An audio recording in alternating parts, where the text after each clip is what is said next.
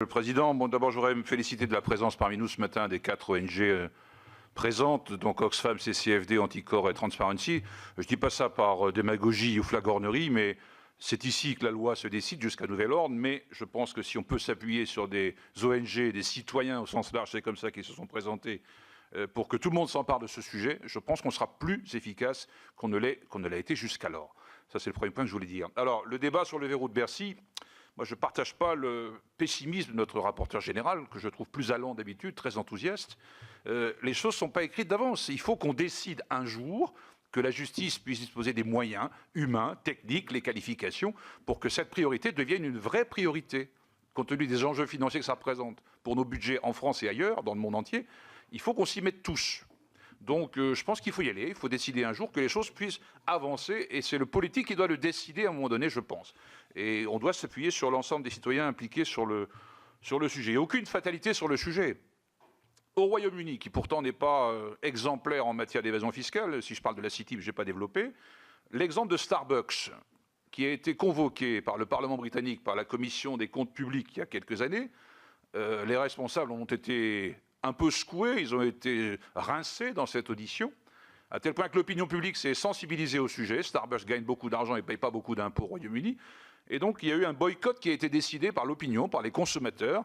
Et donc, Starbucks a perdu du chiffre d'affaires. Et donc, ça a commencé à les faire bouger. Leur image en a été ternie dans les tabloïds anglais, vous savez comment ils savent faire.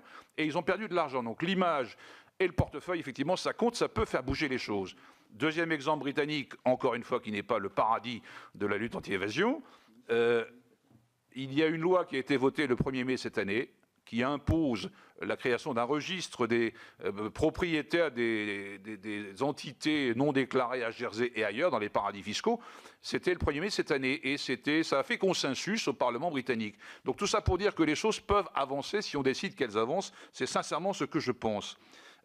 Parce que le verrou de Bercy, quand même, dans ce pays, on sait que HSBC, dont il a été beaucoup question ces dernières années, qui a soustrait 1,6 milliard d'euros d'impôts au fisc français, s'en sort sans procès en faisant un chèque de 300 millions.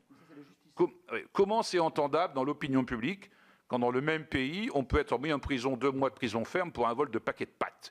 Encore une fois, ce n'est pas de la démagogie, c'est une réalité. Et aux yeux de l'opinion, c'est incompréhensible.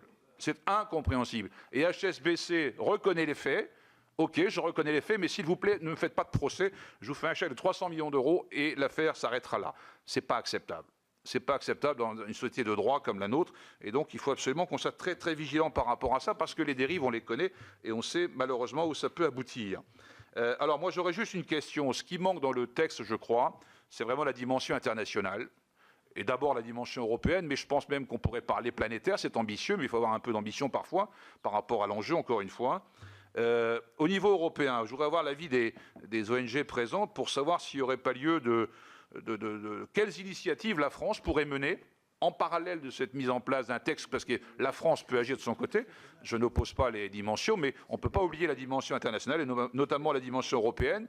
Je sais que se pose la question de l'unanimité sur les sujets fiscaux, mais est-ce qu'on ne pourrait pas imaginer une coopération renforcée sur un sujet comme celui-là, avec les États qui seraient d'accord? C'est un combat politique, là aussi, avec les opinions y compris.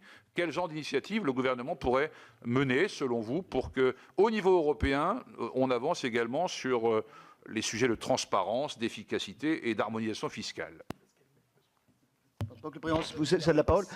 Je pense que le problème de la HSBC, c'est que ce n'est pas une décision du fisc, c'est une décision de la justice. C'est le PNF qui a transigé. Oui, mais on est sur le même sujet quand même. C'est la justice. C'est le PNF qui a... Aux yeux de l'opinion, ça ne change rien. Oui, ça, certo, certo. Mais sur la frontière administrative-justice, c'est quand même une partie. Jérôme Bacher et puis Sophie Taillé-Polian.